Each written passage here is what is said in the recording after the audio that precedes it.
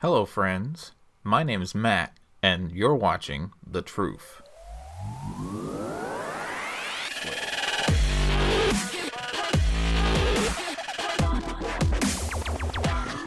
To you and me, the truth can never change, because when the truth changes, it becomes a lie. But to the Jehovah's Witnesses, the truth is forever in flux.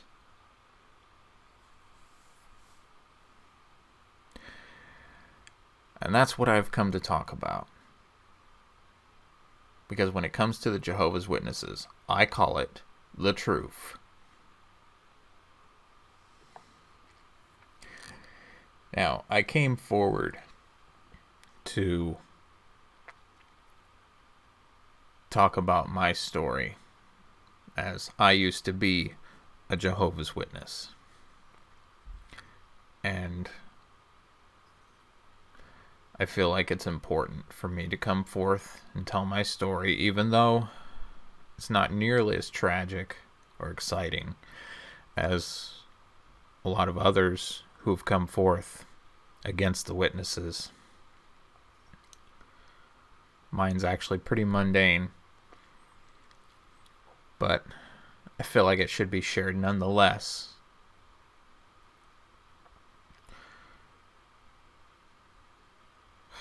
I was born into the Jehovah's Witness religion.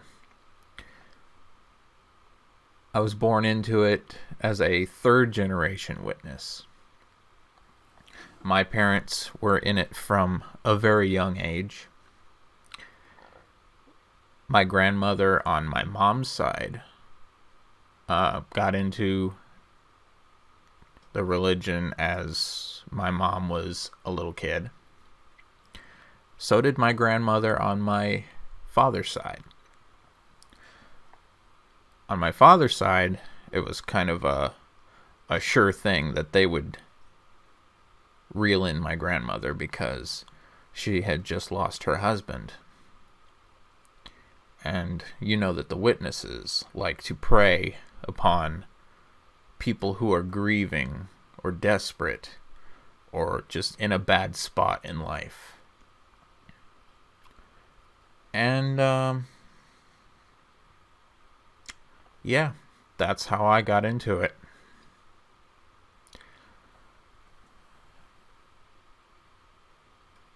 As a younger witness, I guess I was pretty, par for the course, you know. There's a lot of things that I didn't do as that normal people were doing, like holidays and celebrating my birthday. Those are the most basic things, really, that you expect to hear about a witness, to hear about a Jehovah's Witness. When I got old enough to speak, they had me to start commenting at the meetings, you know, raise my hand, say Jehovah, even though that's not exactly what the answer is. As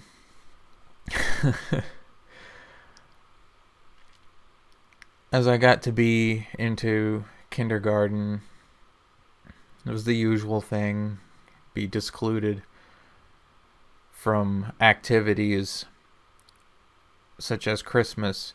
Although I didn't have a really hard time with Christmas like a lot of other witnesses that I've heard. In kindergarten, my first experience with it, I got stuck in the computer lab between the two kindergarten classrooms, which wasn't too bad considering that's kind of what I wanted to do all day anyway. And I got the good computer. They just had me play games in there where there were a lot of monochrome green monitors and black and white monitors. There was one color one because it was all DOS computers. Oh no. Trunks lost his legs. Anyway,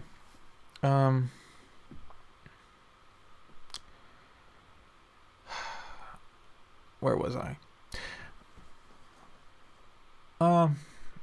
As time went on, there were certain incidents where I would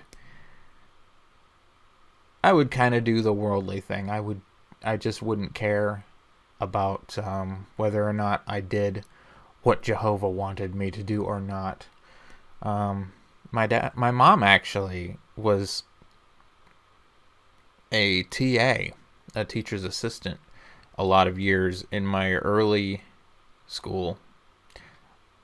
From kindergarten to, I think, third grade, my mom would come in and volunteer so that she could be around me. And I remember in second grade, we had this one project for Christmas where we made paper Santa Clauses with white strips glued to his chin and curl it up with a pencil so that he'd have a curly beard. And my mom actually let me do that. She was with me when that happened, and she didn't have anything to say about it, which I thought was kind of weird, but I went along with it. It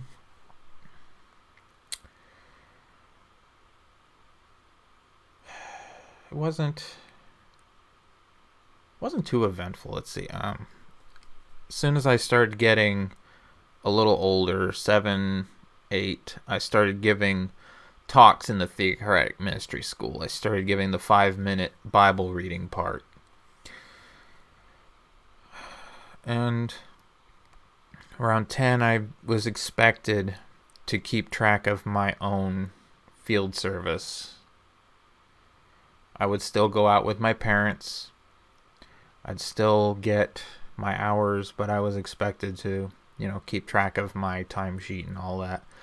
They gave me that responsibility that early, I guess. I hated going out in service. I couldn't stand it. I hated going door to door. If you're not a witness and you're seeing this, just know that people who are coming to your door as Jehovah's Witnesses, a good lot of them don't want to be there. A good lot of them don't want to be bothering people in the middle of the day or in the morning, especially on a Saturday morning when people are trying to sleep in. They don't like it, but that's what they feel like they have to do. Because to them, Armageddon is coming any day now, any minute now. And if they're caught not out there preaching the good news, as they call it, they will be destroyed in Armageddon. And they will not be resurrected when the new system comes. The new system meaning when Satan's wicked kingdom falls and the paradise is put upon the earth, ruled over by God and Jesus. So yeah, if they feel like if they're not out there constantly, then they have blood on their hands. And if they have blood on their hands, then they're not going to make it. So they're out there because they feel like they have to. And because they're told that they have to by their leadership.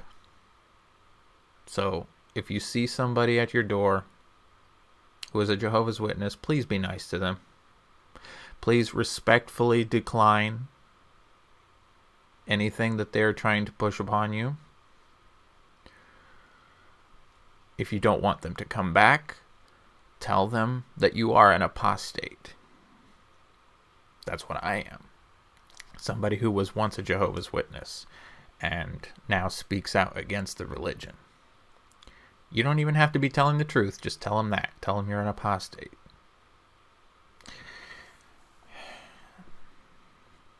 Anyway, I hated going out in service. I couldn't speak to save my life to strangers. As I'm doing this right now, I'm having a really hard time. You may not be able to tell, but I am.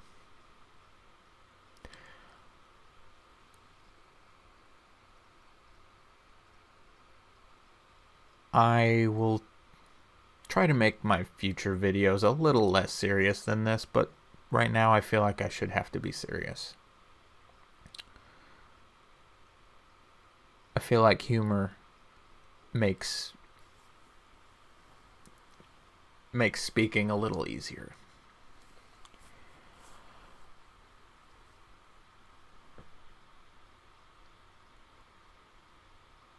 As I participated in the Theocratic Ministry School, that's a program at the midweek meeting that they used to have that was supposed to train you to be a better public speaker.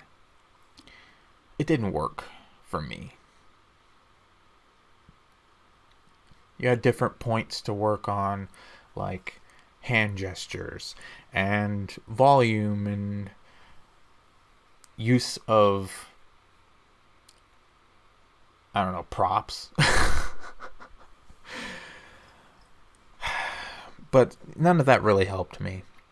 I couldn't speak at the doors.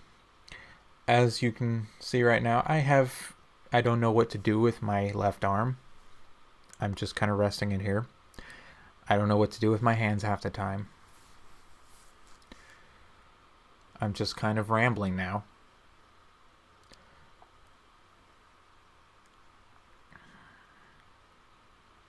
But as I got older, I'm going to stop talking about that now. As I got older, I started getting more responsibilities within our congregation, such as running the microphones, and I never did get to do the sound system. I kind of wanted to do that because it seemed fun. And I did timed talks. I timed the talks for the Theocratic Ministry School because they expected you to do those talks within a certain amount of time.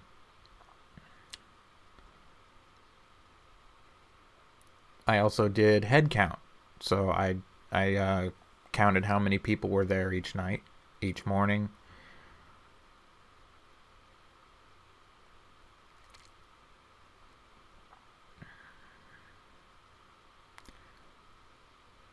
I often did things that I was not supposed to as a witness. I led a double life. You're not supposed to associate with people outside the religion, but I constantly did. I had a lot of friends from school that I was not supposed to hang around with, but my parents didn't seem to mind too much. A lot of them I got really close to, and I think that that's what saved me.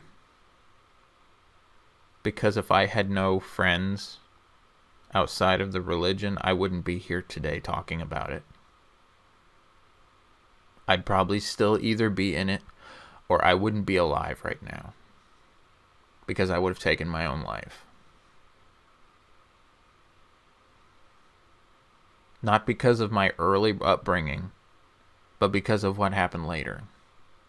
It's stuff that I'll get into in part 2. Because this is going to be a long video.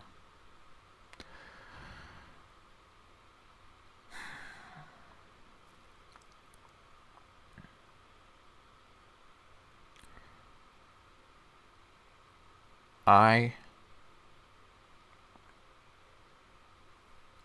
forgot where I was.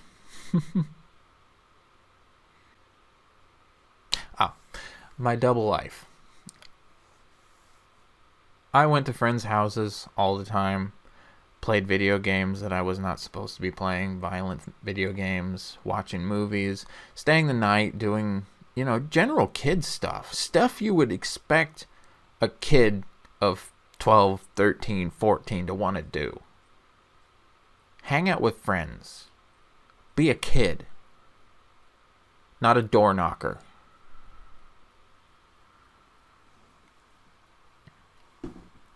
I didn't feel like the life-saving message was so important. Like, in the back of my mind, I did. In the back of my mind, I believed. But my conscious mind always wanted something more. Because my conscious mind didn't believe it. That's what you call being that's what you call being indoctrinated. Cognitive dissonance. It's where you know it to be true, but you don't want to believe that it's true. Or it can be the other way around. You want to believe it's true even though you don't think it is.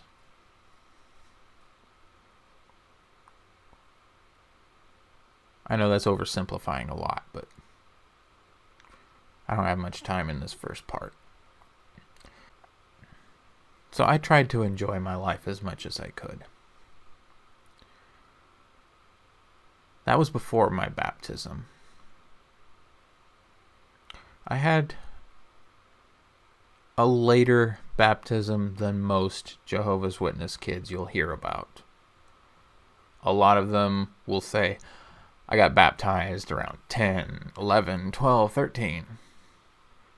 Even 13 is kind of late. But I didn't get baptized until around 16.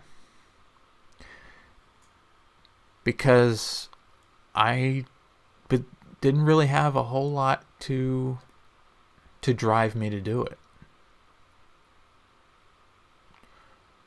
I had a little bit of pressure behind me, but not a whole lot. A lot of other witnesses that I've heard about have had a lot of pressure from other witnesses. Not just family, but just everybody in their congregation telling them, hey, how old are you now? You're 13. You should be getting baptized. I didn't really get a whole lot of that. But there was this older brother, elderly brother. He was about in his 90s in our congregation. Sweetest old man you'd ever meet. He was nice to everybody. Everybody loved him. He was so encouraging. In anything you tried to do, he'd be encouraging. He was always out in service, always at the meetings, at every single meeting.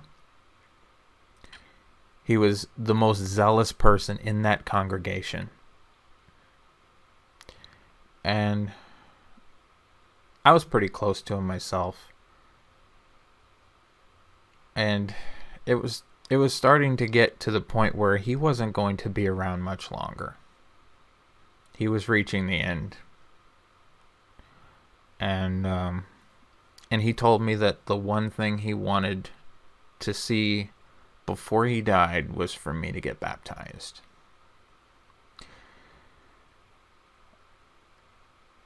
And after my parents caught wind of that, they pressured the heck out of me, even though I was already going to do it, because he asked me to, and I didn't really have any other reason not to.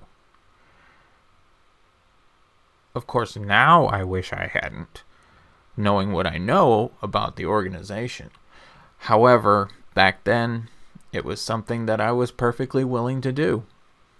I went through the study books with the elders. I did the questions. At the next convention, I stood up with all the other candidates. I answered yes to the 2 questions of the guy on the podium. And we all got our towels and went and did our dunk. I had to be dunked a couple of times because I didn't go all the way down the first time or the second time.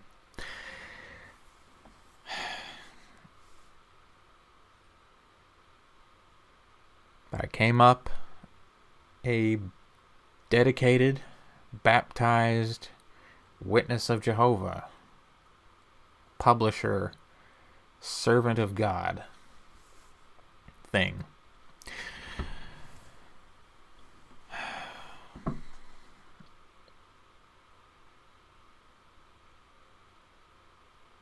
Not a whole lot changed after that.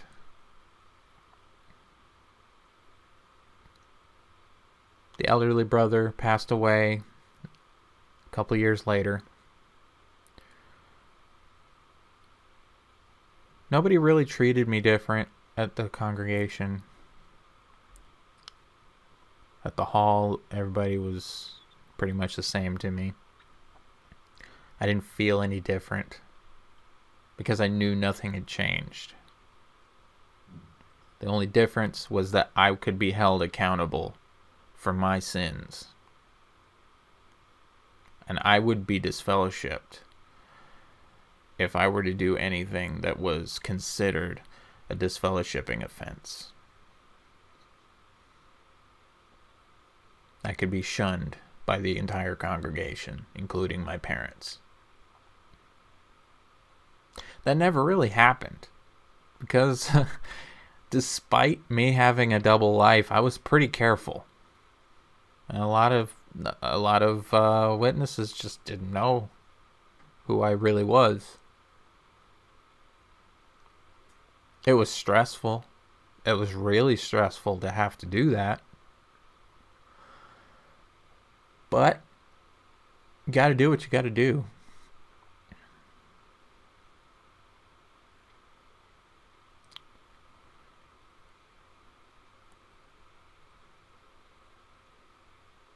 And when I said, let's see. Well, anyway, a couple years after my baptism, that's when I graduated high school. We had a graduation party at the park with a lot of people from our hall, along with a couple other witness kids that were graduating the same year as me. And, we all got graduation cards. A lot of them had money in them. I thought that was neat.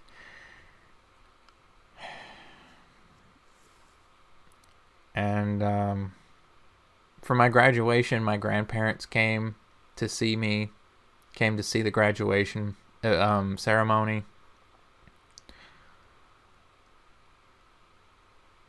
And they brought me back to Illinois where they lived. My grandma's no longer with us right now. My grandpa is really up there in years now.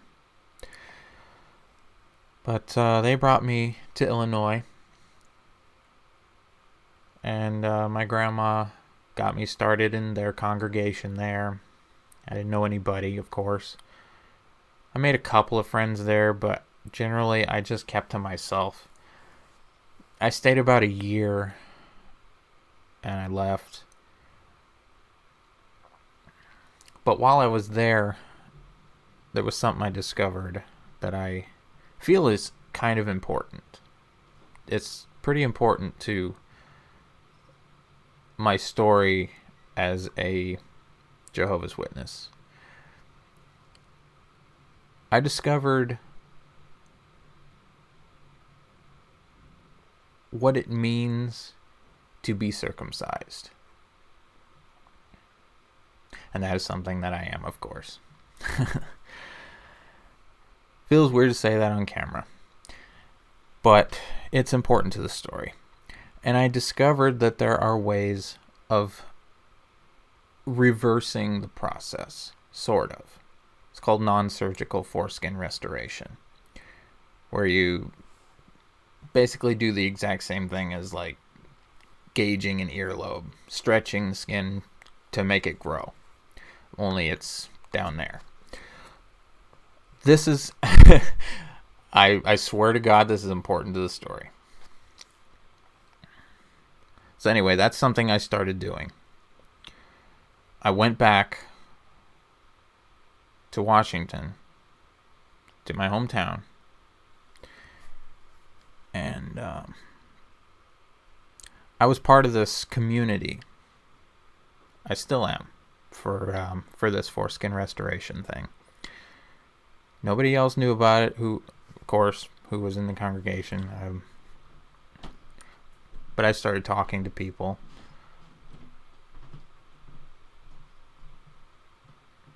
I started talking to somebody who was pretty close to me geographically. And occasionally he would come and visit me in my hometown. He was a truck driver and would occasionally come through my hometown on one of his routes. And we would fool around.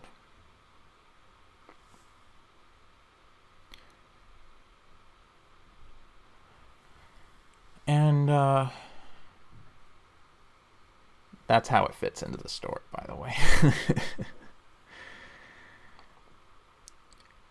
But it started to fall apart when it got out to the elders that I was seeing this person. And I explained to the elders how I met them. And they got his name wrong like 5 times, and I had to correct them. I told them all about the fact that I was circumcised, and I didn't like it, and that I was trying to regrow my foreskin. And they asked me a bunch of questions, as you would expect.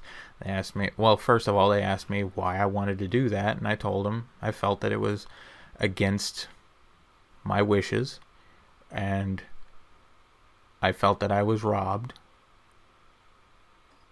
and violated.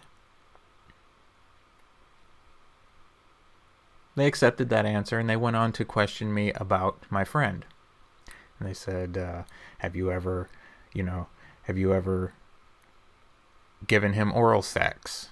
Have you ever done anal with him? How many times did you do it? Or it's a lot of personal questions that should never have been asked to me, because it was none of their business.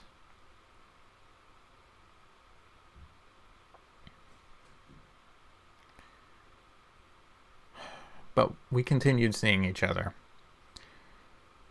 And the elders didn't need to know about it. They only found out about it because of somebody else in the congregation who apparently found out about it and decided to blab to the elders.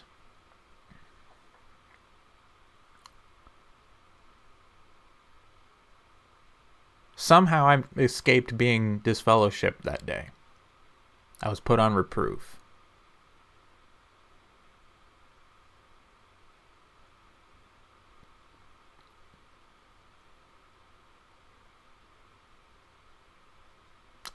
Being a witness is a nerve-wracking life. It's full of anxiety. It's full of depression. Nobody should have to live through that.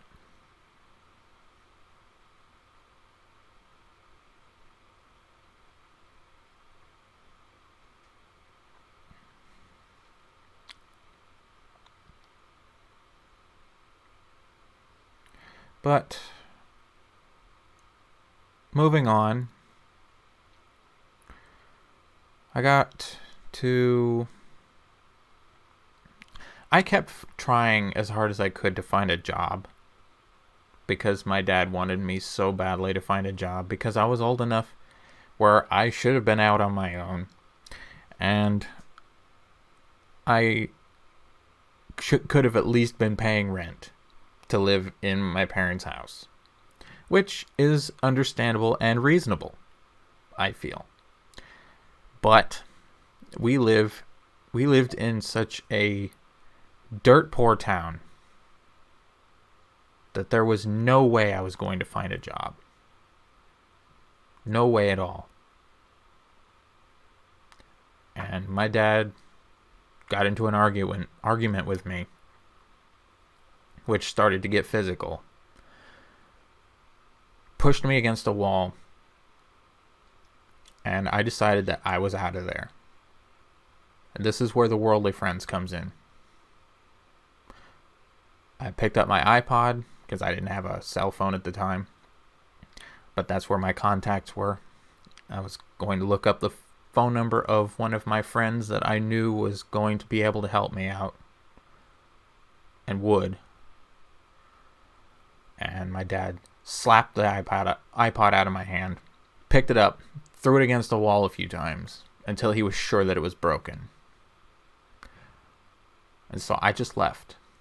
I left the house and I ran to the hospital, because I knew that my friend's mom worked nights as a nurse there, and she was there, of course. And I still am in debt to my friend and his mom for letting me stay there as long as they did. I still wasn't able to find a job because it was still the same town. But we had gone to a neighboring town enough times so that they could attend school. And I tried as hard as I could to find a job there. It just never worked out because I didn't live there. And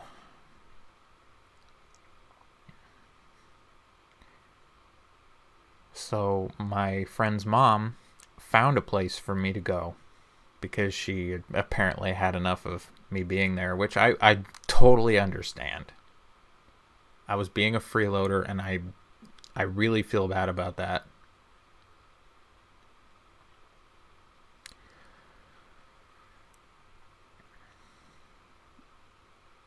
But I feel like this is a good place to stop and separate to part 2. So, if you liked this video, please subscribe so that when part 2 comes out, you'll be notified. Click the little bell. Comment and like on the video. Comment your thoughts. I'd really love to hear from you. And it'd be really nice. I'd love to talk to somebody. When part 2 comes around, I'll get into where I moved to, what transpired after I moved, and how I got to where I am now. It might be a little shorter than this video. It might be a little longer. I'm not sure. But just know that it's coming soon. And I will see you guys later. Always tell the truth.